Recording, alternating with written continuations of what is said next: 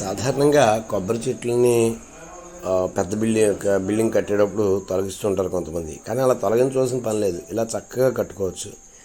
ఈయన ఇంట్లో హాల్లోనూ స్లాబ్తో కలిపారు, అలాగే బాత్రూంలో కూడా స్లాబ్తో కలిపారు. అందువలన ఇలా కట్టుకోవడం అనేది చాలా మంచిది. చెట్టుని కాపాడడం అనేది చాలా ముఖ్యం. ఆ చెట్టు వలన బిల్డింగ్కి బలం వస్తుంది తప్ప బిల్డింగ్ బలహీనపడదు అని చూపించడం కోసం చేయడం జరిగింది. ఇలాంటి చాలా బిల్డింగ్స్ చూశాను నేను. కానీ చాలామంది తెలియక ఆ చెట్టు వలన ఏదో సమస్య వస్తుంది అని చెప్పేసి మేస్త్రులు అలాగే పక్క వాళ్ళు ఎవరో బెదిరిస్తూ ఉంటారు, దాంతో తీసేస్తూ ఉంటారు.